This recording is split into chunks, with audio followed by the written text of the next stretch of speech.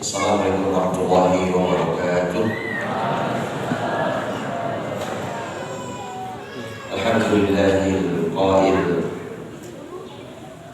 wa idh qala rabbuka lil malaikati inni ja'ilun fil ardi khalifah qalu ataj'alu fiha man yufsidu fiha wa yasfiku ad-dima' wa nahnu nusabbihu bihamdika wa nuqaddisu lak qala inni a'lamu ma la ta'lamun wa 'allama Adama al-asma'a kullaha thumma 'aradahum 'ala al-malaikati faqala anbi'uni bi asma'i haula'i in kuntum shadiqin. Allahumma shalli wa sallim wa barik ala nabiyyina wa imamina wa rabbina wa qudwatina wa sayyidina Muhammad sallallahu alaihi wasallam wa ala alihi wa sahbihi ajma'in. Subhanaka la ilma lana illa ma 'allamtana innaka antal alimul hakim. Allahumma anfa'na bima 'allamtana wa 'allimna ma yanfa'una wa zidna ilman ya 'alim. Amma ba'd. Saudaraku muslimin muslimat, kebahagiaan yang luar biasa saya hadir di antara orang-orang soleh yang semoga Allah SWT menambahi kebaikan dan keberkahan untuk kesolehan ini. Dan terkhusus kita doakan buat guru-guru dan orang tua kita yang dengan tulus dan ridho mengajarkan apa saja, bukan hanya ilmu, mengajarkan kehidupan ini. Semoga beliau dan keluarganya diberikan oleh Allah Subhanahu wa Ta'ala keberkahan, kemuliaan dan kebaikan.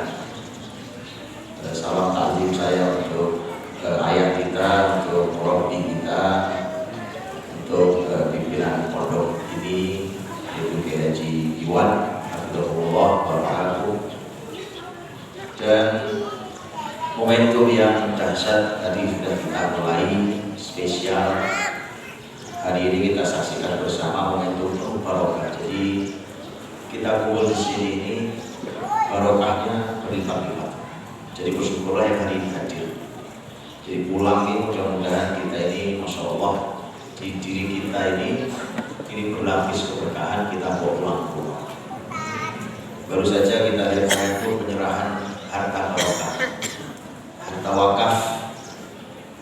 Kita doakan bersama untuk wakifin, wakifat, siapapun yang mewakafkan kebaikan-kebaikan di sini sebesar sekecil apapun itu. Rasul kita, Bapak Ibu, itu minta kita semua punya kontribusi, memberikan kebaikan harta kita untuk kebaikan itu. Itu bahkan gak perlu segede Bunda Agnes, Bapak Haji Martono, Mas Haji, kamu sebesar itu. Nabi mengatakan ittaqun nar walau bisyikki tamrah. Kata Nabi, jaga dirimu dari neraka walaupun hanya dengan sepotong kurma. Kurma itu satu biji, dibelah gitu jadi dua, yang satu sedekah, satu saya makan. Cukup. Kata Nabi, itu bisa menjaga dirimu dari neraka.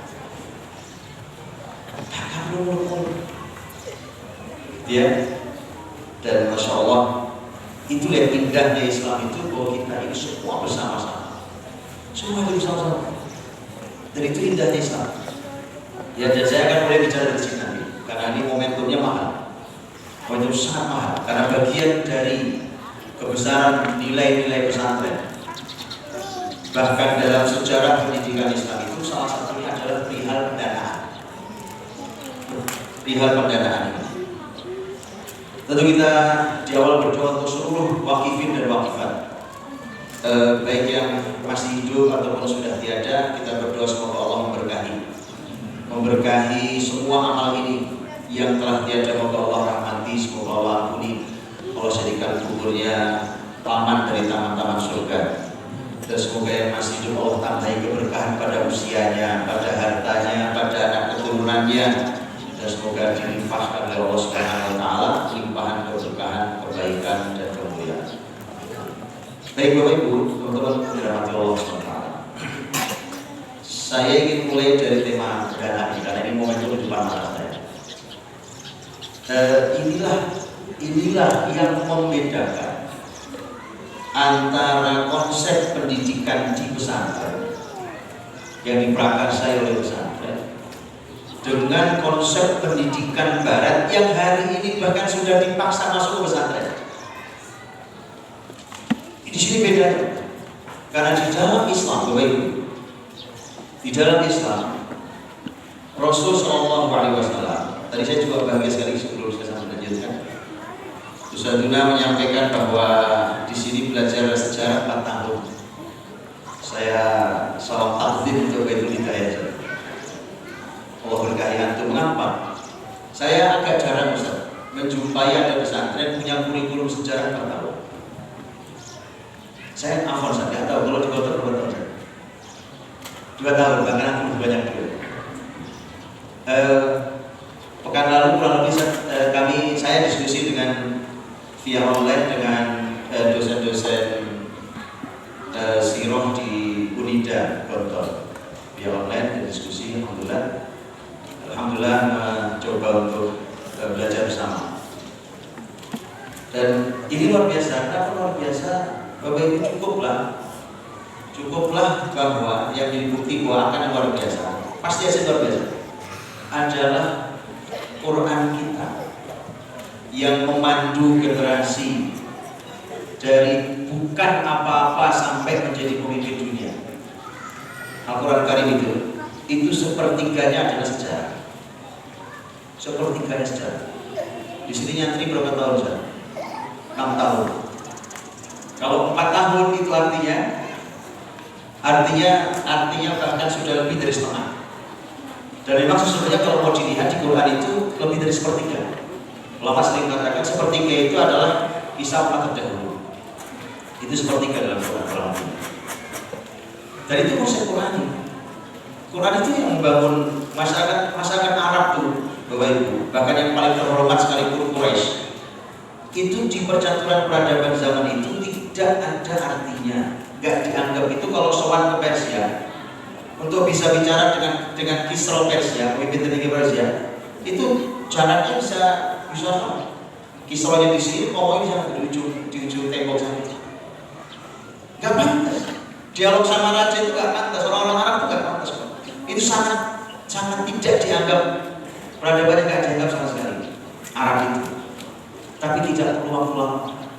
Itu hanya perlu waktu teman-teman. Itu 13 tahun Nabi di Mekah plus 20 tahun, paling maksimal 20 tahun. Itu keangkuhan Persia selesai. Itu total berarti kurang lebih hanya 30 tahun. 30 tahun tuh ya kurang lebih kalau Ustaz Iwan hari ini ya masih nambah 30 tahun lagi ya masih sebenarnya Allah berikan usia yang panjang besok ya. Untuk bisa menyaksikan murid-murid yang berkiprah luar biasa. Oke, Bapak Ibu teman-teman semuanya begini. Jadi inilah Islam Rasul kita SAW. Rasul kita ini mengajarkan konsep, apalagi konsep pendidik generasi. Ya, itu asli dari Islam. Gak dicampur-campur. Kalau yang lain bisa campur. Tentu dengan panduan syariat. Saya kasih contoh. Uang di dalam peradaban Islam dan itu sampai hari ini terbukti anti inflasi. Yang direkomendasikan dalam Islam hanya 2 dari sekian banyak jenis mata uang saat itu, dinar dan dirham. Dinar dari emas, dirham dari perak. Dinar itu aslinya, ini dinar dirham itu bukan mata uang muslimin aslinya. Dinar itu aslinya mata uang Romawi, dan dirham itu aslinya mata uang Persia. Kalau ekonomi, teman-teman muslimin boleh kok mengambil sebagian konsepnya dari tempat lain. Oke. Umar bin Khattab waktu jadi khalifah, ketika itu beliau punya beberapa momentum yang membuat beliau harus membuat berbagai macam namanya ad-dawawin. Dalam sejarah namanya ad-dawawin, jamak dari kata diwan. Jadi kata diwan itu bahasa Arab. Jadi yang anti Arab saya diusulkan dulu itu plan di sana di dekat sekitar Senayan dan sekitarnya itu diganti semua namanya. Kata Dewan Perwakilan Rakyat, Dewan Permusyawaratan Majelis Permusyawaratan Rakyat itu berarti dalam bahasa Arab. Dewan itu bahasa Arab, majelis itu bahasa Arab, permusyawaratan bahasa Arab, perwakilan bahasa Arab, rakyat bahasa Arab. Wallahi. Sudah ya? Saya udah usulkan kita ganti aja pelangnya ya. Kita ganti pelangnya, kita ganti apa ya, bahasa Indonesia apa bahasa Jawa ya? Dewan itu bahasa Indonesia apa? Kantor bukan bahasa Indonesia itu nggak usah. Apalah gitu ya, apa saung begitu lah biar Sunda Islam ya. Biar lebih NKRI lah gitu ya. Itu mata NKRI salah gitu. Ya, susah deh. Perwakilan bahasa Indonesia apa? Permusyawaratan bahasa Indonesia apa? Ngariung gitu ya. Ya sudah gitu lah ya. Oke baik, teman-teman, jadi kita bisa lihat ya, betapa kita ini oleh Allah SWT dimuliakan dengan kehadiran Islam. Sedemikian hebatnya Rasulullah SAW itu memandu peradaban ini. Bidang-bidang lain sebagian kita ambil kok dari peradaban lain, bukan dari muslimin. Hanya memang ada panduan syariat, ya. Dimodifikasi oleh syariat, ya, itu pasti. Karena tidak boleh melakukan yang haram. Tadi saya sampaikan, Umar membuat dawawin. Dawawin itu catatan negara. Diambil dari mana? Vulgar kok.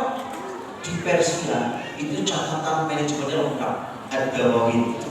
Oke, kita belajar di sana, kita ambil di sana. Kok itu Rasul Shallallahu Alaihi Wasallam, perang Honda tahun 5 Hijriah. Oke, Honda artinya parit. Arab itu kalau perang nggak pernah kenal konsep parit. Gak ada, Arab itu gak punya. Arab itu konsep perangnya adalah al-kar wal-far.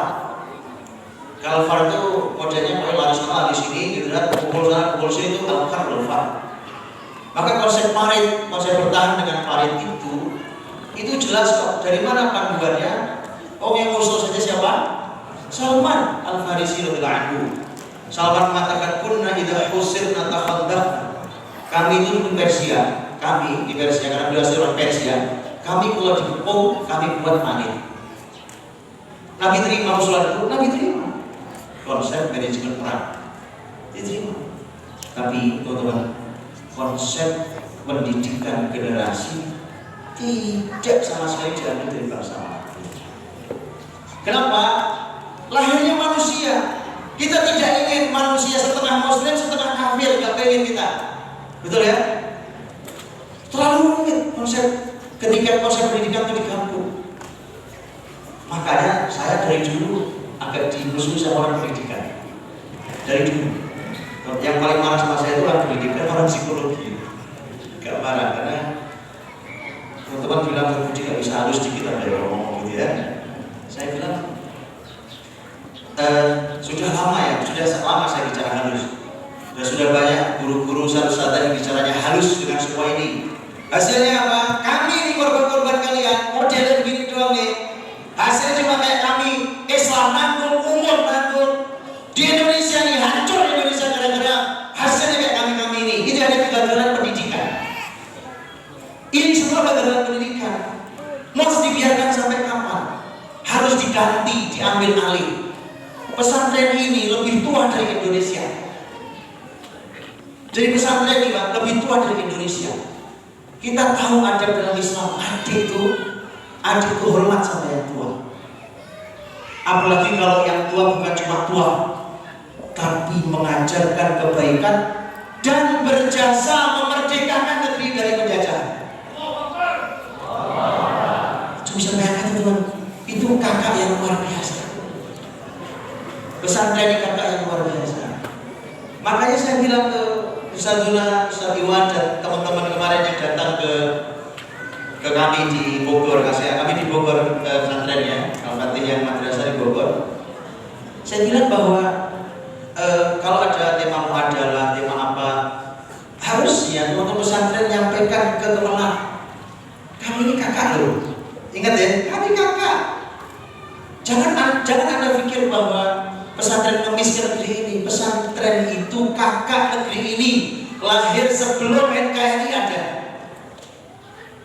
Sekali lagi bukan cuma itu.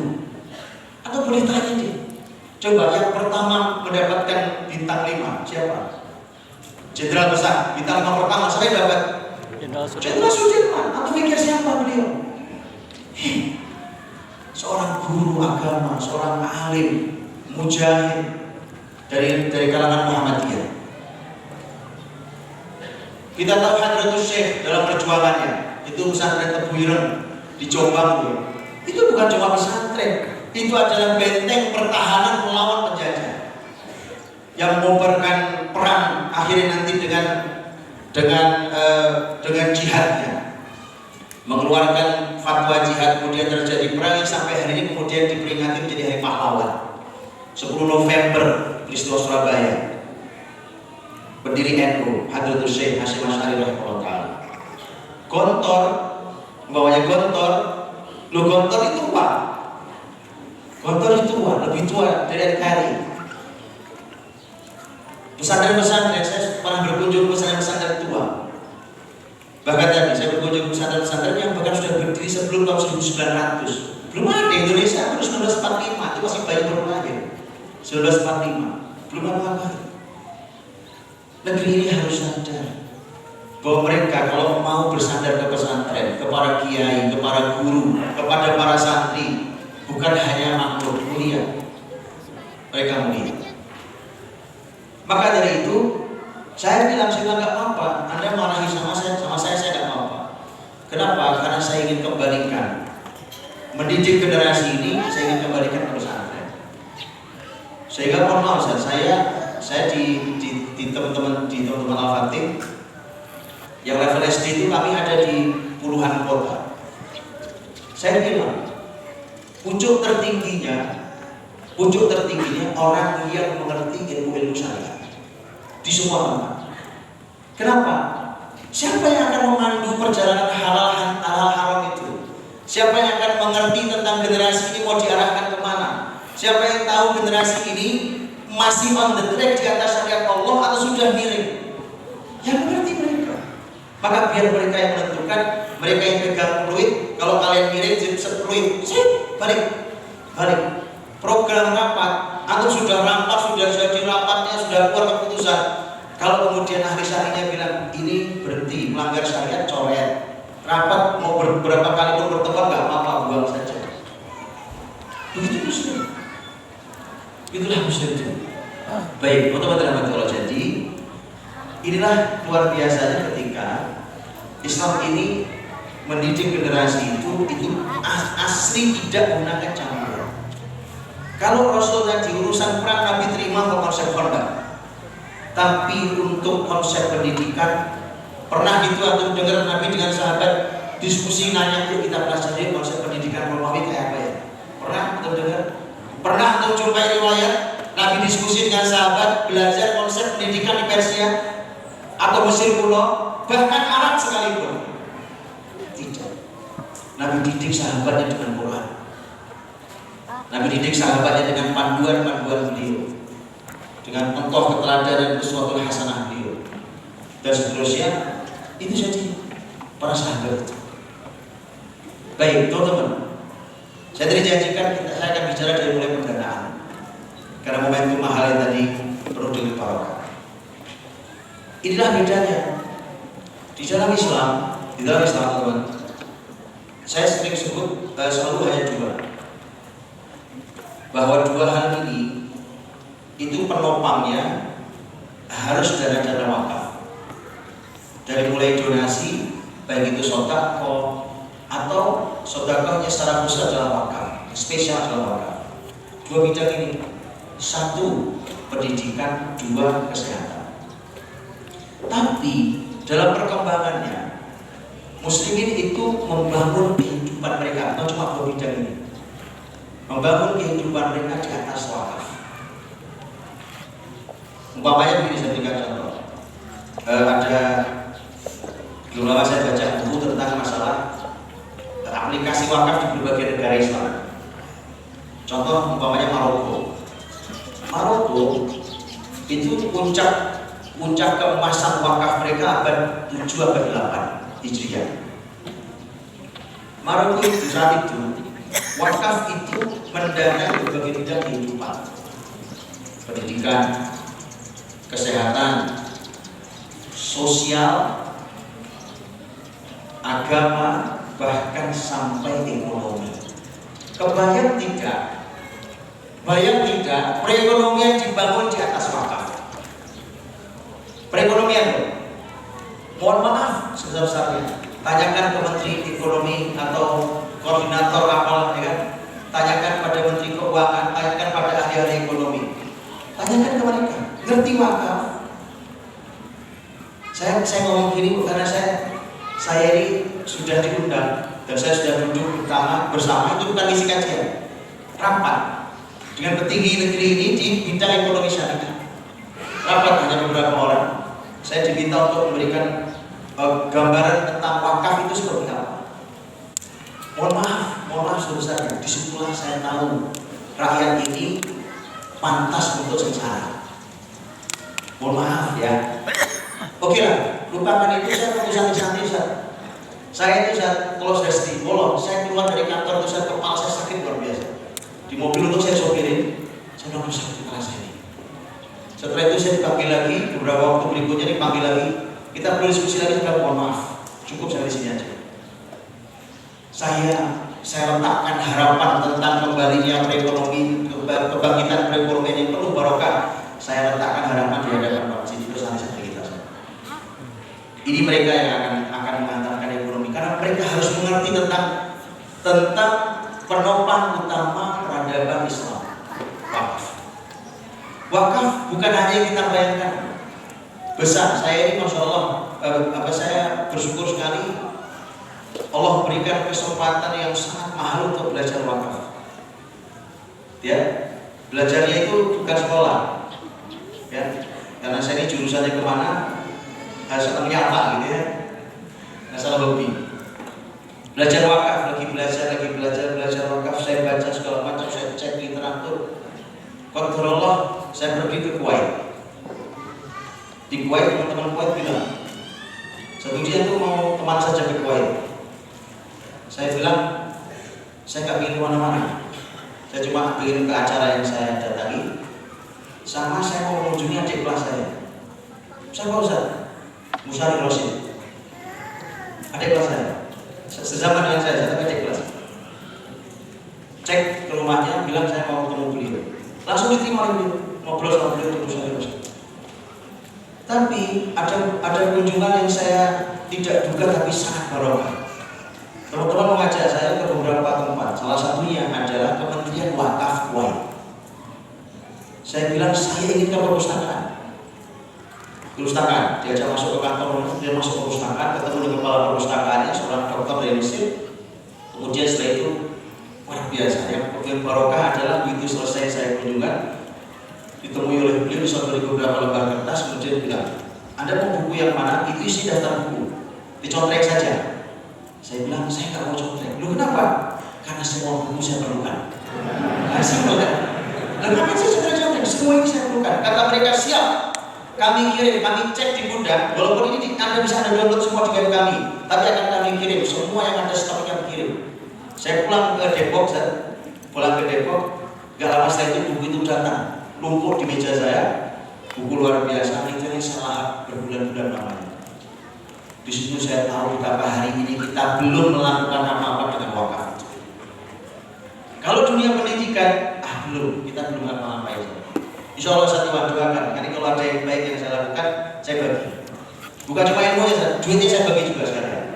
Nah, betul lah, itu doakan saya. Ya kan? Dan memang luar biasa. Simpel, saya sudah bilang teman-teman, karena ini adalah penopang peradaban Islam. Saking hebatnya muslimin memasukkan wakaf di semua bidang kehidupan. Hasilnya apa? Hasilnya adalah muslimin itu sampai diungkapkan banyak para ulama. Muslimin itu lahir sampai dikubur itu menggunakan seluruh bidang, seluruh fase hidupnya melewati atau menggunakan fasilitas wakaf. Dari lahir sampai dia dimakamkan ke yang semua. Hari ini enggak semua kita bayar ke wakaf, ada. Betul? Alhamdulillah, itu buah yang kecil aja bayar harus. Antum kalau cek ilmu wakaf, masya Allah. Ini bukan ngomong kita. Tapi saya ingin sampaikan, Kenapa muslimin perlu menopangkan hidupnya di atas pendanaan wakaf?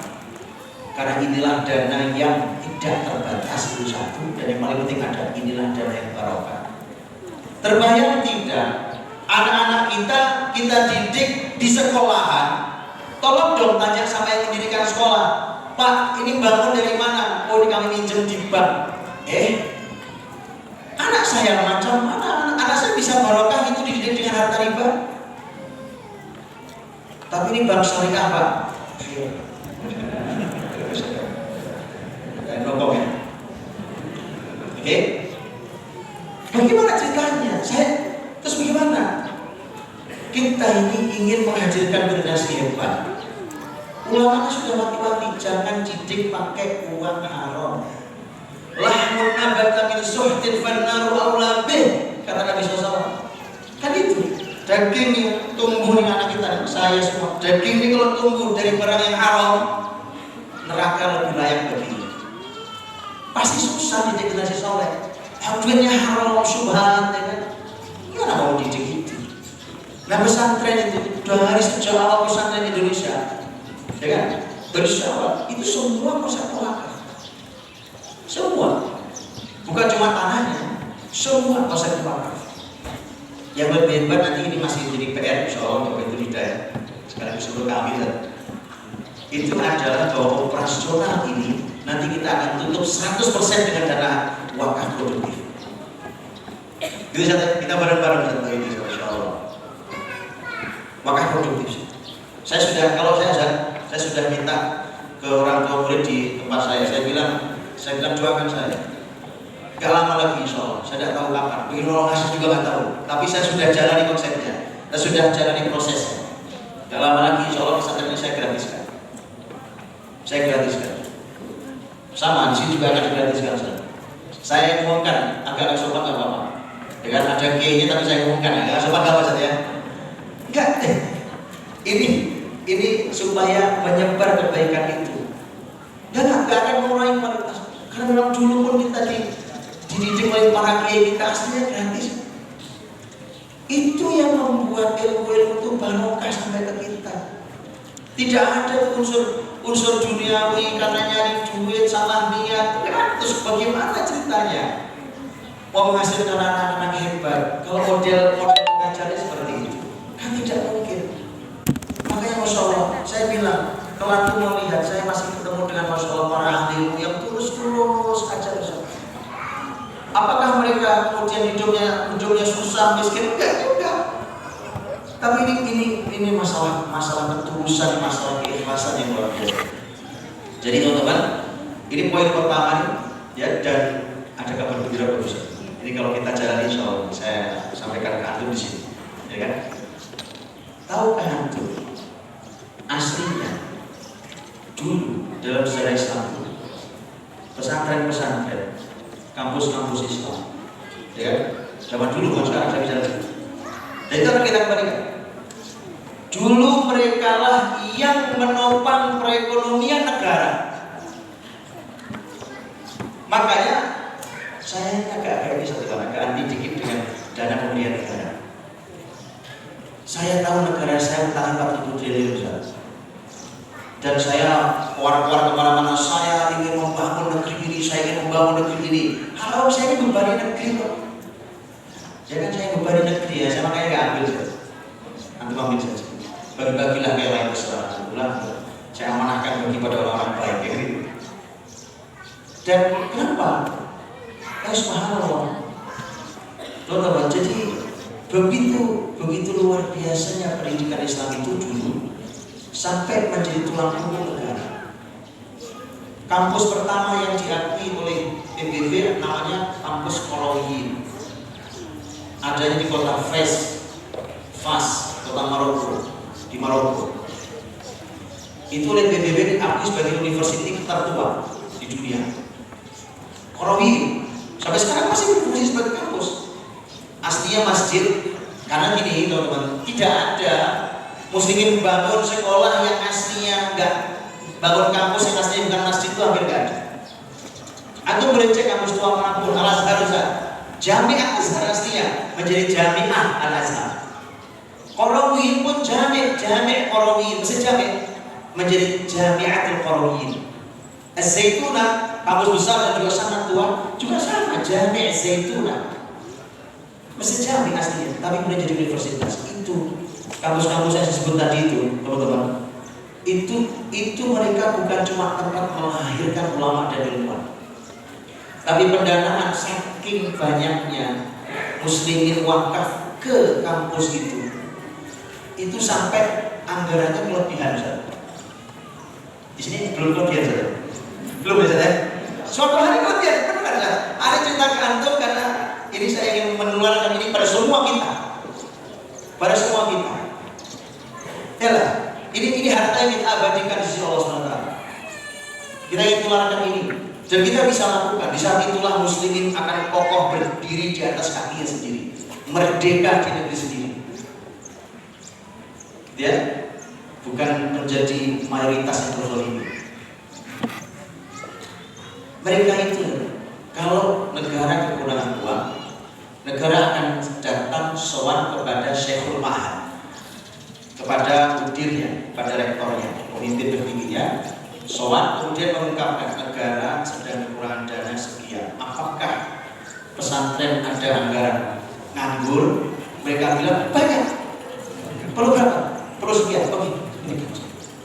Kalau sudah begitu, wali kota, bupati, gubernur, menteri, presiden gak ada yang berani neko-neko, macam-macam gak ada yang berani, betul? Gak ada yang berani. Oh, kamu lo ngutang sama saya, ya kan? Betul kan? Itu. Jadi sekarang meskipun gak perlu juga nangis banyak-banyak, karena memang kita gak ngapa-ngapain kok di negeri ini. Kita cuma jadi beban kok di negeri ini, bahkan mungkin jangan-jangan jadi sampah di negeri ini. Terus kemudian kita menangisi, buat apa menangisi?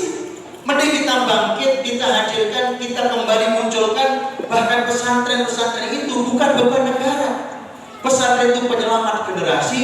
Bahkan kalau nanti negara nggak punya uang, datang saja ke pesantren. Ada banyak sekali anggaran nganggur di sana. Sudah Ustaz? Itu sudah cukup ya? Ini tentang pendanaan. Ini betulan ini. Betulan saya. Ini bukan cuma teriak saya.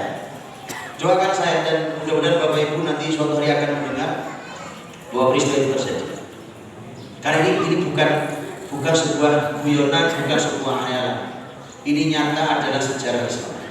Dan kita bisa kembalikan bahkan bisa dengan izin Allah SWT.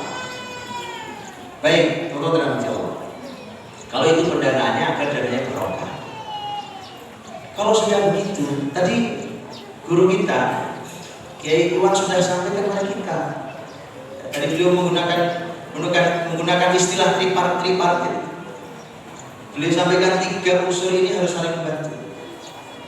Pendidikan itu, konsep dalam Islam itu justru nanti akan mendapatkan banyak sekali pertanyaan pertanggungjawaban di akhirat kan orang tua. Tapi kan saya sudah serahkan ke Baitul Hidayah sama anak saya, ya. Iya. Ustaz Baitul Hidayah dengan pimpinannya Ustaz Iwan ya tanggung jawab daerah. Itu pasti. Tapi tetap bahwa nomor 1 itu seperti kalimat Rasul. Ya, ma min mauludin illa yuladu 'ala fitrah. Fa abawa yuhawidanihi aw yunassiranihi aw yubajjisanihi. Itu enggak pernah kemana-mana, selalu gitu. Makanya saya selalu sampaikan harusnya orang tua punya kerjasama sangat baik di dalam perihal pendidikan, bukan cuma pendanaan. Perihal pendidikan, mereka harus kontrol betul anaknya. Kalau di sini ada komunikasi orang tua, gimana caranya? Santi, tabur, pernah? Bisa tiap hari, luar biasa ya.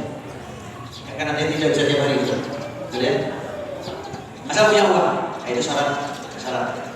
Asal punya pulsa. Baik, lihat teman-teman rahmati Allah, bisa komunikasi tiap hari. Bapak Ibu, anak-anak bisa komunikasi tiap hari. Tidak ada halangan loh. Tidak ada halangan loh kalau gitu. Karena saya tahu beberapa pesantren memang tidak mengizinkan telepon tiap hari. Dan beberapa pesantren itu tidak mengizinkan. Ya, kalau di sini mengizinkan tiap hari. Sama dengan kami, kami juga boleh tiap hari. Itu artinya masih terhubung antara orang tua dan anak, dan terhubung antara orang tua dan pesantren. Karena di dalam Islam fa'abawahu yuhawidanihi aw yunassiranihi aw yumajjisanihi. Kedua orang tua yang bertanggung jawab di hadapan Allah Subhanahu wa taala. Anak coraknya kayak apa? Dulu saya pesantrenkan Baitul Hidayah, itu kan usaha orang tua untuk menjawab pertanyaan Allah di akhirat. Jadi bukan usaha orang tua melepaskan diri dari tanggung jawab, bukan. Makanya komunikasilah yang baik dengan pesantren itu. Saya kan juga punya anak, Ustaz. Anak saya yang pertama umurnya mau 18 tahun. Saya letakkan di sekolah, di pesantren saya. Tapi tetap saya bapaknya. Ketika saya harus menyelesaikan pendidikan anak saya ini, kalau ada hal saya akan sowan kepada muridnya. Saya bilang, ini saya harus terapi dia. Masalah apa saya harus terapi dia. Saya minta izin untuk terapi dia. Ini akan membantu pesantren. Luar biasa. Jadi gak ada. Jadi sekolah transaksional itu baru muncul setelah Islam melemah. Itu bukan Islam sama sekali. Transaksional itu saya keluarin duit, didik anak saya selesai. Gak ada itu. Makanya tadi saya doakan hantu dan pesantren lain mudah-mudahan segera gratis. Jadi gak ada transaksional di sini. Gak ada. Anakmu didik sini. Saya disampaikan saya bilang saya kalau boleh milih dari sekian banyak nama ulama besar di dunia, kalau saya boleh milih, saya ingin seperti Imam Abu Hanifah rahimahullah. Selain alim besar, seorang pemimpin besar madrasah ahli ra'i, beliau sekaligus adalah seorang pengusaha kaya raya. Apa fungsinya? Duitnya digunakan untuk milih murid. Murid saya pilih sendiri. Ini nggak pantas pulang. Ini murid saya. Ini oke. Ini berkualitas. Ini bagus. Gitu saja. Insyaallah Ustaz. Kita bareng itu Ustaz. Gak ada lagi transaksi di sini. Karena di sini adalah membangun generasi. Gak ada orang. Saya kan udah bayar Pak. Afan Ustaz. Itu kalau di tempat saya kejadian saya coret, saya keluarin. Saya gak kasar dikit Ustaz. Ya, sudah lama kita diacak-acak oleh pendidikan sekuler. Yang pendidikan transaksional. Bukan cuma politik Pak. Pendidikan pun sama. Ketika orang tua merasa telah membayar, kemudian setelah itu selesai, di hadapan Allah, abawahu yuhawidanihi aw yunassiranihi aw yumajjisanihi. Itu faedahnya. Makanya ini semua kan nanti pindah dari Baitul Hidayah. Mereka umpamanya melanjutkan pendidikan ke halqah masyayikh mana, atau ke kampus umum mana, atau ke negara mana, atau kampus mana. Itu kan tetap saya orang tuanya. Cuma ini semua upaya saya untuk menjawab pertanyaan Allah SWT. Jadi itu harus dimunculkan bersama. Jadi ini tempat kita bersama menggembleng generasi ini. Kalau nanti begitu Bapak Ibu, saya ini juga alhamdulillah lah, saya ini lebih junior pengalamannya daripada Ustaz Iwan. Ini terasa loh Bapak Ibu. Kalau Bapak Ibu yang kalau ini ya mungkin sudah tahu sebagian. Kalau ada orang tua dengan sikapnya itu berpengaruh ke anak-anak di pesantren. Tanya deh ke semua kiai, beneran tanya. Ini bukan bohong. Berubah sikap orang tua menjadi baik, anak berubah jadi baik. Itu ajaib, benar. Wallahi, saya bersumpah demi Allah karena saya tinggal di dalam pesantren, tidak usah sama. Saya tinggal di dalam pesantren. Hari-hari saya lihat santri. Hari-hari saya main bersama mereka. Hari-hari saya belajar bersama dengan mereka. Tahu persis saya anak punya masalah. Coba cek orang tuanya, saya bilang, cek orang tua, masalah orang tuanya. Saya bilang, sampaikan ke orang tua, sampaikan nasihat yang baik. Berubah orang tua jadi baik. Wallahi, itu anak belum komunikasi, berubah jadi baik. Wallahi, saya bersumpah dengan Allah.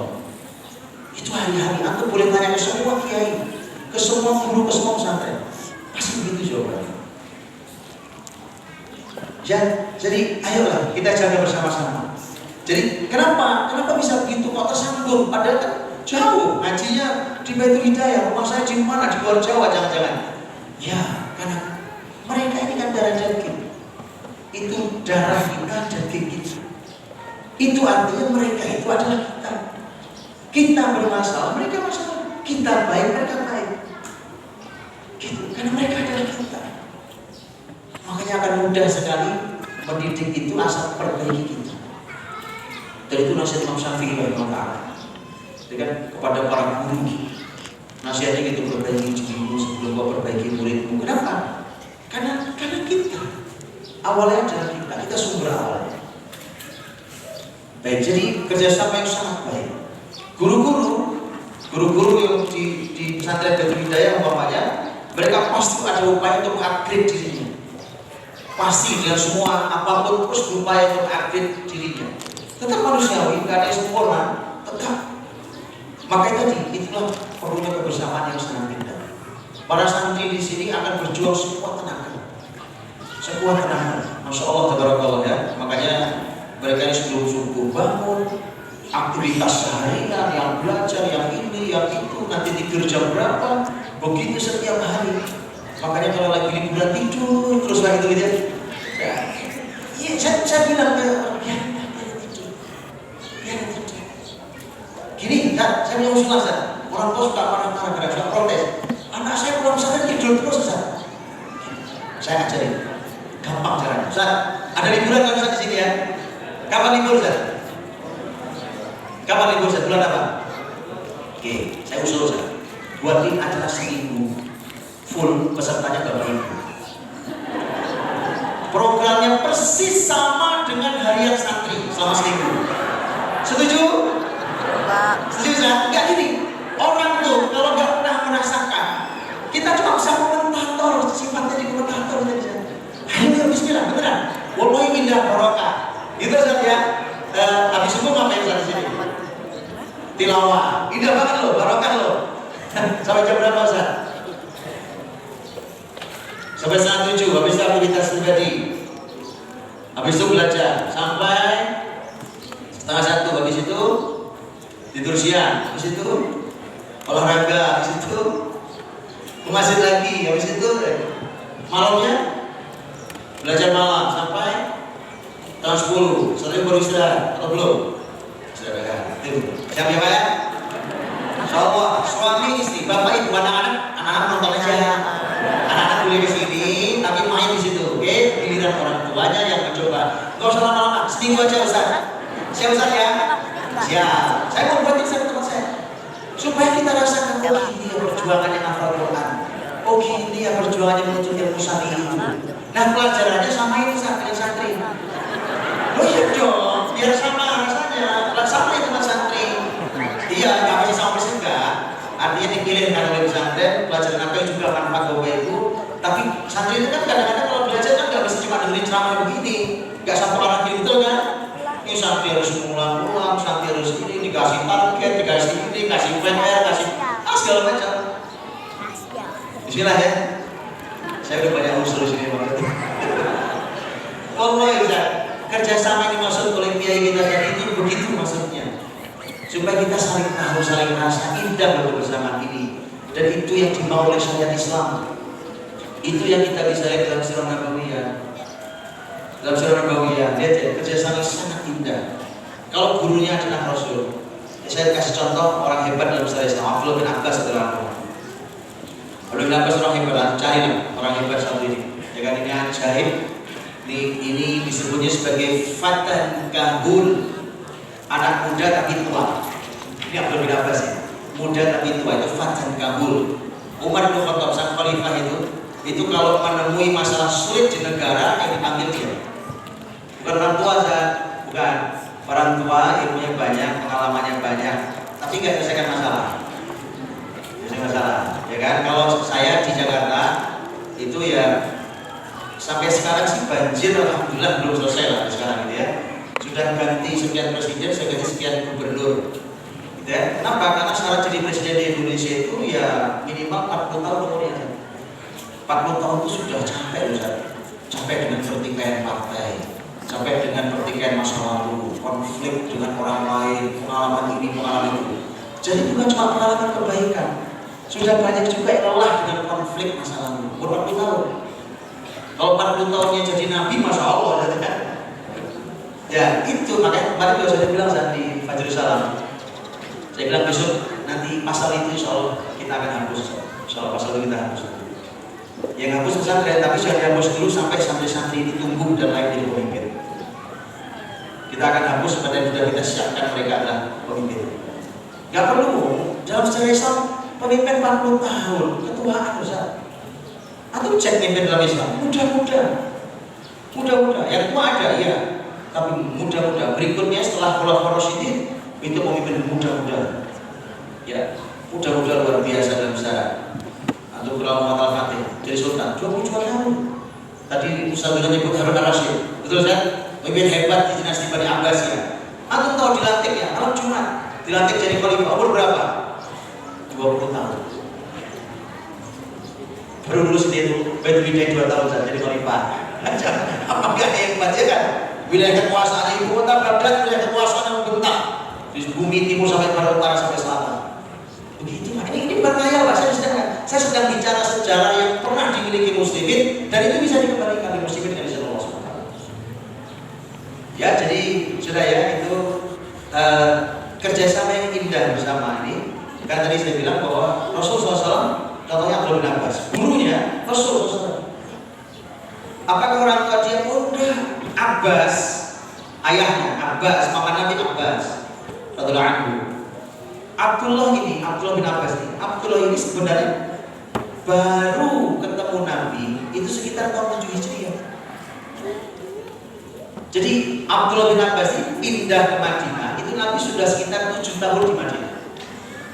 Baru ketemu Nabi. Jadi sebenarnya Abdullah bin Abbas itu Bapak Ibu itu belajar ke Rasul dulu. Nabi kan wafat tahun berapa? 11. Paling hanya 4 tahun Abdullah bin Abbas belajar sama Rasul. Terus sama siapa belajarnya? Ayahnya Abbas. Ayahnya Abbas belajar. Tadi Fatan Kahul. Ini anak muda tapi tua. Ilmunya luar biasa. Ini staf ahli negara. Waktu Khalifah Umar jadi Khalifah itu umurnya Abdullah bin Abbas baru 16 tahun. 16 tahun. Anak muda kayak gitu tuh diajak bincang untuk menyelesaikan urusan-urusan negara yang sulit dan pelik. Sudah ya, saya tidak generasi, saya bergenerasi itu. Dan itu karena tadi semua ikut andil. Makanya para ahli pendidikan Islam mengatakan pendidikan itu punya 3 rukun, ya kan? Islam kan punya 5 rukun, iman punya 6 rukun, pendidikan itu punya 3 rukun. Punya 3 rukun. Pertama rumah, 2 sekolah, 3 jalanan, lingkungan maksudnya. Rumah, sekolah, lingkungan. Itu rukun pendidikan. Sebagaimana rukun Islam, kalau itu dijalankan dengan baik, anak-anak tumbuh dengan baik. Cacat salah satunya bahaya. Cacat salah satu rukunnya bahaya. Sudah, tadi disebut oleh beliau itu benar, ada 3 itu rukunnya. Itu rukun pendidikan. Maka perbaiki semua. Rumah, kita perbaiki rumah. Belajar bareng enak. Jadi nanti kalau anak-anak ini pulang liburan, ngobrol sama mereka enak. Karena kita orang tua juga tahu, oke, kita nggak harus hebat mereka belajar memang Masya Allah banyaknya, nggak apa-apa. Tapi kita bisa dialog dengan mereka, ngobrol tentang ilmu, tentang visi, tentang masa depan, tentang apapun, tentang keumatan, tentang diri mereka sendiri dan seterusnya. Itu enak, Masya Allah. Gitu ya. Dan itu 3 rukun, 3 rukun yang memang kita bisa lihat bahwa selalu begitu di dalam Islam Bapak Ibu. Orang tua yang berilmu dan hebat itu dia didik sendiri anaknya sebenarnya. Walaupun nanti tetap ada gurunya berikutnya. Tapi orang tuanya itu bisa sangat maksimal dan dominan karena mereka adalah ilmuwan-ilmuwan besar. Kalau Bapak Ibu lihat ulama-ulama besar itu mereka anak-anak mereka hebat luar biasa. Tadi saya sebut namanya Imam Abu Hanifah. Imam Abu Hanifah itu punya anak juga ilmuwan besar namanya Hamad. Nanti punya cucunya aja Qadhi, hakim. Zaman itu gak akan jadi hakim, nggak kayak sekarang ya kan? Jadi hakim enggak. Zaman dulu tidak akan jadi hakim kecuali alim besar. Jadi gak sembarang orang. Imam Ahmad punya anak ada namanya Soleh, ada namanya Abdullah. Anak pertamanya Soleh, berikutnya Abdullah. Tapi Imam Ahmad lebih dikenal dengan Abu Abdillah. Itu Abdullah itu kalau Bapak Ibu buka kitab Musnad Ahmad yang isinya 40.000 riwayat. Itu adalah riwayat Abdullah dari bapaknya. Abdullah dari bapaknya. Makanya jangan dunia kalau kita buka Musnad Ahmad itu bunyinya haddatsani abi. Haddatsani abi. Saya dapat hadis ini dari ayah saya. Berarti ngomong siapa? Anaknya. Itu adalah Abdullah. Bahkan Abdullah menambahi beberapa riwayat yang bukan riwayat bapaknya, tapi riwayat Abdullah, namanya Ziyadah Abdillah, tambahan-tambahannya Abdullah. Itu sebenarnya adalah karya sang anak. Tapi sang anak sadar betul bahwa ini lebih layak dinamai sebagai karya bapak walaupun saya berbuat. Akan enak punya anak kayak gitu ya kan? Bapaknya udah meninggal kan? Tapi yang bekerja itu anaknya. Tapi anaknya bilang ini lebih layak saya namai sebagai nama ayah saya. Yang berkarya anaknya. Itu loh orang tua itu kayak gitu dalam Islam dulu. Ya kan? Kalau soleh, kalau Abdullah lebih banyak mengambil periwayatan hadis, kalau soleh itu lebih banyak mengambil periwayatan fikihnya. Dan itu seterusnya. Orang besar dalam Islam, Masya Allah, itu mereka orang-orang yang luar biasa. Bagaimana mereka mendidik itu. Imam Syafi'i, ya kan? Imam Syafi'i rahimahullah ta'ala itu beliau kan lahir yatim kita tahu. Dan banyak ulama lahir yatim. Sudah, bapak gak ada, ayah gak ada. Nah, ketika ayah tidak ada, begitulah sang ibu berpikir keras. Gimana caranya anak ini jadi anak yang baik, anak soleh, anak besar, kemudian maka oleh ibunya diantarkan kepada para alim dari Palestina, Gaza, pindah. Dia peraturan tua. Ibunya sadar betul, anak ini kalau sama saya nggak jadi siapa-siapa. Ini juga sadar menarik. Dari Gaza, yang lahir yatim di Gaza, Syafi'i, Muhammad bin Idris Asy-Syafi'i rahimahullah, lahir di Gaza. Kemudian oleh ibunya dibawa pindah, masih kecil dibawa pindah ke Mekah. Karena Asy-Syafi'i itu Quraisy Muttalibi, maka di Mekah itu tempatnya Quraisy. Di sana masih banyak saudara-saudara. Pindahlah ke Mekah sebagai anak yatim, miskin pula. Jadi sang ibu ini sudah single parent, ya, janda single parent, miskin pula. Terus bagaimana anak? Tapi lihat ini orang yang Allah abadikan namanya dengan harum. Anak yatim, Imam Syafi'i. Ya, setelah itu beliau belajar banyak, didudukkan di Masjidil Haram. Saat itu adalah majelis ilmu besar, itu kampus besar. Imam Syafi'i lahir tahun 150 Hijriah, meninggal tahun 204 Hijriah. Imam Syafi'i kemudian belajar, makanya dengan Masya Allah berikan kecerdasan terhadap anak ini. Umur 7 tahun hafal Quran. Ya. Kemudian nanti sempat dititipkan ke Bani Hudzail. Bani Hudzail itu tinggal di sekitar Jeddah dan sekitarnya. Bani Hudzail itu sukunya Abdullah bin Mas'ud radhiyallahu anhu. Bani Hudzail itu dikenal sebagai min afsahil Arab yang paling fasih, bahasa Arab yang paling bagus. Makanya tidak aneh kalau Imam Syafi'i bukan hanya seorang faqih, seorang mufassir, seorang usuli, bukan hanya itu, tapi beliau juga seorang syair, penyair besar. Diwan Syafi'i itu syair-syairnya ajib, luar biasa. Syair Imam Syafi'i rahimahullah. Dan itu luar biasa Imam Syafi'i rahimahullah. Makanya kemudian beliau belajar bahasa di suku Bani Hudzail. Kemudian beliau menghafal Muwatta 7.000 riwayat itu umur 10 tahun. 10 tahun. Memang ini Allah kasih kelebihan ya sudahlah, itu Allah berikan kelebihan. Anak kita punya banyak kelebihan di bidang yang berbeda. Sampai nanti ibunya bilang nggak bisa lagi nak, kamu harus bertemu dengan imam besar penulis Muwatta langsung. Masih hidup orangnya, tapi ada di kota Madinah, 500 kilo jaraknya. Ya kan? Tapi sadar betul, ibunya sadar betul. Ini kalau anak tak saya kirim ke Madinah, nggak akan diterima oleh Imam Malik, karena Imam Malik itu menolak murid kecil. Kenapa menolak murid kecil? Karena murid yang kecil-kecil itu diduga belum hafal Quran. Majelisnya Imam Malik, majelis fikih dan majelis hadis, ulama dulu nggak terima ilmu, mengajarkan ilmu hadis, ilmu fikih kecuali sudah hafal Quran. Ya, makanya kemudian Syafi'i berangkat itu oleh ibunya mengupayakan agar mendapatkan rekomendasi dari Amir Mekah, Gubernur Mekah, dikasih tulisan nanti berangkat diantar ke sana. Syafi'i kecil ketemu Imam Malik, terus disodorkan itu kertas, dibaca Imam Malik, rekomendasi dari Amir Mekah agar diterima jadi murid. Oleh beliau di robek-robek ini masuk di tempat sampah. Bukan ini pendidikan, nggak ada hubungan sama ini. Kau siap gak jadi? Begitu dilihat anaknya, Imam Malik berkata, inni ra'aitu nuran fi qalbik fala tudfi'hu bi ma'siyatillah. Aku lihat ada cahaya di hatimu, jangan kau padamkan dengan maksiat kepada Allah. Itu asli pesan gua menuntut ilmu.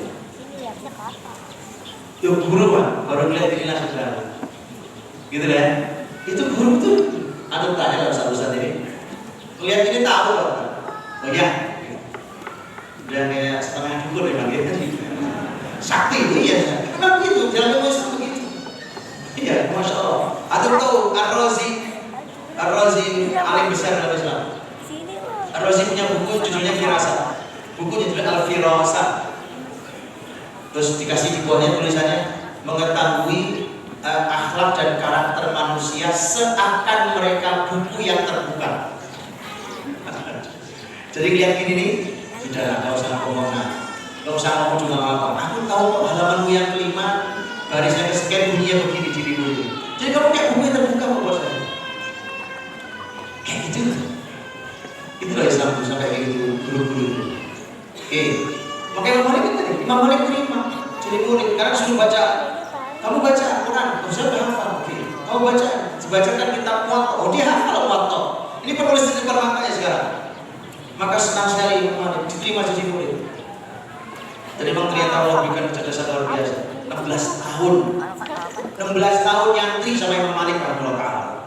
Tidak meninggalkan Madinah kecuali setelah Imam Malik wafat. Sudah ya? Selesai dari situ nyantri sudah langsung jadi alim besar. Pindah ke negeri Baghdad itu sudah membuat fatwa. Itu fatwa Qaul Qadimnya. Nanti bolak-balik ada Israel sempat bolak-balik ke Mekah, ke Yaman segala macam karena sempat jadi pemimpin. Jadi pemimpin kok gak cocok jadi ulama lagi loh. Gitu. Sempat nanti terakhir pindah ke Mesir itu jadi Qaul Jadid. Sudah itu kisah anak yatim. Kan kita nggak perlu anak kita yatim dulu kan untuk jadi orang hebat kayak gini. Atau perlu ditemuin yatimnya? Jangan. Mumpung bapaknya masih ada, ibunya masih ada. Iya kan? Bapak ibunya masih ada. Ayo hadir sebagai bapak ibu. Jangan anak-anak ini yatim sebelum waktunya. Ya. Habisnya lah, Masya Allah ini barang luar biasa dan itu konsep pasti dalam sejarah Islam. Dulu pendidikan begitu. Pendidikan adalah seperti itu. Dan makanya kemudian saya Imam Syafi'i rahimahullah ta'ala itu tentang ilmu itu Masya Allah. Gitu ya. Untuk santri kita hafal nih. Saya Imam Syafi'i, akhi lan tanalal ilma illa. Oh, terus saundika. Satu.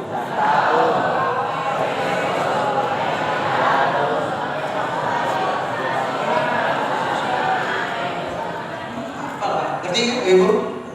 Nah, tanya sendiri ke anak ya anaknya, tanya sendiri artinya apa, penjelasannya apa, tanya. Gitu ya, kita jelasin sama ibunya ya. Itu 6 konsep kalau mau dapat ilmu. Gak gampang, ya kan? Itu segala hal, ya kan? Itu dan itulah konsep nyantri dalam Islam. Dulu madrasah itu Masya Allah, itu luar biasa dalam bagaimana tadi melahirkan orang-orang besar, orang hebat dan semuanya luar biasa.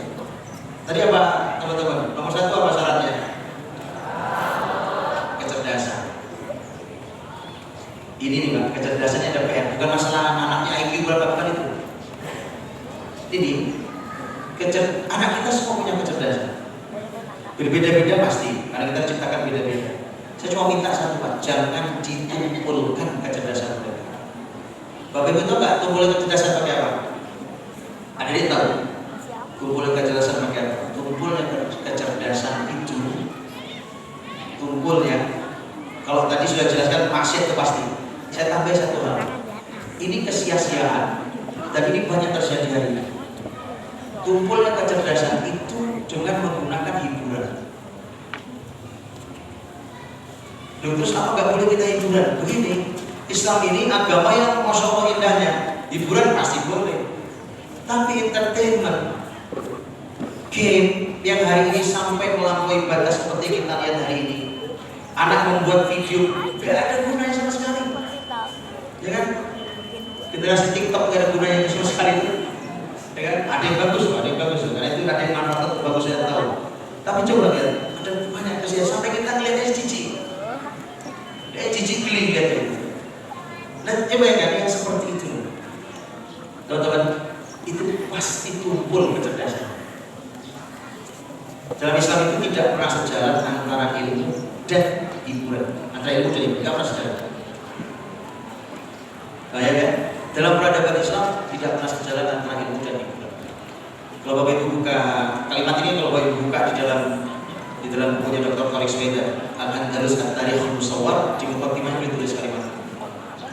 Dan beliau salah satu ahli dalam sejarah Andalus. Baik, nah itu kan dari dagang, ya, irsul, betul ya? Ada antusiasme yang tinggi, itu paling penting. Bukan masalah, bukan cuma begini, kamu belajar apa, nilainya berapa, bukan cuma itu. Tapi apakah dia punya kesadaran antusias terhadap ilmu, itu paling penting. Masalah kontennya mungkin belum banyak, gak apa-apa, asal dia antusias ilmu, Pak. Dia akan melanjutkan sendiri ilmu itu dengan cara ajaib. Itu harus antusias yang terus ditumbuhkan. Dan mereka dilatih untuk itu, betul ya? Apa yang ketiga? Hah? Ijtihad. Ada kesungguhan. Iya, tadi saya bilang kesungguhan tadi lihat ya. Mana ada orang belajar dari subuh pagi buta sampai jam 10 baru berhenti malam. Ada gitu? Sekolah, kampus ada kampus. Bocah-bocah ini Masya Allah, ini pasti kesabarannya udah teruji. Kelebihan santri itu nomor satu masih sabar teruji. Kalau dia lulus 6 tahun di Baitul Hidayah pasti sabar banget. Nah gimana gak sabar hidup di negeri tanpa kehidupan begini? Gak ada makhluk sama sekali di sini kecuali orang-orang mulia di sini kan. Ya Allah itu Masya Allah jalannya kayak gitu tuh orang sabar ya Masya Allah. Ya kan? Kalau masalah makan gak kebagian, ya kan air habis itu biasa. Biasa nyantri biasa gitu kan. Jangan kan cuma air mentah kan. Di sini mending dari Masya Allah atau airnya Masya Allah nih. Dari mata air sendiri. Di daerah mata air sendiri banyak luar biasanya kan. Ya kan? Airnya masih butuh. Tempat-tempatnya kalau punya mata air setengah matang. Ya kan? Itu biasa. Lah kok gitu air kan buka langsung minum biasa aja. Biasa santri biasa, beneran. Oh nanti kesehatan, masalah higienis. Aku dengan santri sih, jadi gak tahu ya kan. Santri juga gitu, juga kurang ajar banget santri kan. Tapi rumah mereka hebat. Oh kalau air setengah matang gak seberapa. Saya pernah ke pesantren teman saya itu, nasi setengah matang. Beneran Ustaz, wallah saya makan. Nah ini mah belum nasi setengah beras. Tapi gak apa-apa, gak ada masalah. Sehat-sehat Ustaz? Alhamdulillah sehat-sehat kan. Udah beneran ini babnya mereka karena tidak akan bertahan di ilmu kecuali orang yang sabar. Gampang mengandainya. Antum buka surat Al-Kahfi. Ini rihlah pertama untuk ilmu, yaitu antara Nabi Musa dan gurunya Khidir alaihissalam. Antum cek berapa kali Allah mengulang kata sabar di kisah ini. Di kisah itu. Sudah ya? Cek tugas itu. Di kisah Musa yang gak panjang itu Musa dan Khidir itu antum cek berapa kali Allah mengulang kata sabar. Itu hasil sekaligus kunci kalau mau berhasil di pendidikan. Sabar. Kan orang tuanya sabar, rindu berpisah dari anak-anaknya, nangis apa? Nangis saja ya. Anak-anaknya juga sabar, yang semua orang tua guru-gurunya sabar. Berhasil. Oh, baru daftar jadi murid kan jelas. Gurunya Nabi Khidir alaihissalam langsung menjawab, innaka lan tastati'a ma'iya sabra. Kamu gak akan sabar sama saya. Langsung. Pokoknya penyakitnya itu nomor satu cuma sabar dan sabar. Begitu gak sabar, ilmu selesai. Coret. Satu dulu, sabar. Dah itu. Gimana caranya berhasil? Udah satu, sabar. Ya, sabar. Semua sabar. Kita nikmati proses ini. Gitu terus ya. Dari Imam Syafi'i masih ada poin-poin berikut sampai berikutnya tadi apa? Ada ijtihad, ada terusnya. Bulghatul ijtihad. Bulghah itu apapun yang bisa menyampaikan pada ilmu. Fasilitas, harta, biaya, semua. Kita semua berjibaku bersama. Ya, berjibaku bersama insyaallah. Yang punya ilmu beri ilmu, yang punya harta beri harta, yang punya waktu beri waktu, yang punya tenaga beri tenaga, pas enak. Gitu ya? Itu indahnya insyaallah. Setelah itu wasfatul ustadi wa tulu zamani. Kalau namanya nyantri, ya gaulnya sama ustaz. Sohbahnya, mengabdinya kepada ustaz. Itu kunci keberhasilan dari dulu. Makanya biar adab santri gak akan Bapak Ibu jumpai sekolah manapun. Saya kasih jaminan. Adab santri luar biasa, enggak ada. Kenapa? Kan Islam mengajarkan. Adab santri itu Imam Syafi'i bilang sohbatul ustaz. Sohbah itu bukan berteman sejajar ini, bukan. Karena Nabi saja menyebut murid-muridnya sahabat, as-sahabah. Betul ya? Imam Abu Hanifah punya dua murid paling dekat, Abu Yusuf dan Muhammad Hasan Asy-Syaibani, disebut sebagai sahibah Abi Hanifah.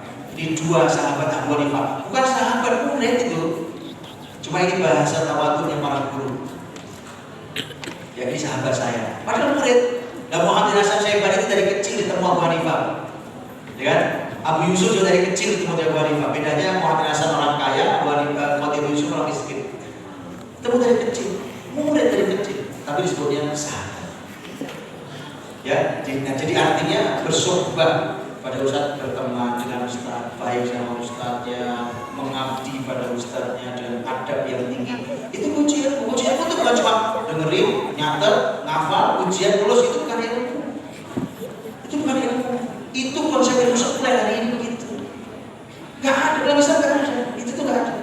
Atau buka kitab apapun, di awal menuntut ilmu pasti ada pembahasan tentang adab menuntut ilmu. Saya pernah download, sehingga saya 150 kitab, judulnya semua adab menuntut ilmu. 150 kitab. Ada yang usia 200-an tahun. Jadi itulah Islam. Sohbatul ustaz. Waktu dulu zamani panjang proses ilmu itu panjang waktunya. Yang instan mah mie aja Pak. Ilmu nggak bisa instan.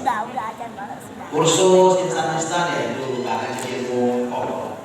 Memang gini panjang waktu dulu zamani. Baik Ibu, sudah habis waktu saya. Barakallahu fikum, indah ngobrol dengan teman-teman semuanya, Bapak Ibu semua, barakallahu fikum. Salam ta'zim saya untuk para orang tua yang ikhlas, para guru-guru yang ikhlas dan seluruh santri yang sudah ditunggu di negeri ini. Nah, belajar yang baik, yang benar, yang serius, yang 6 syarat diulang-ulang tadi diingatkan oleh Imam Syafi'i itu. Mudah-mudahan Allah memayungi kita dengan keberkahan, kebaikan, dan umat ini masih boleh berharap sepanjang santri-santri seperti antum semua masih ada. Barakallahu fikum jami'an. Assalamualaikum warahmatullahi wabarakatuh. Alhamdulillah.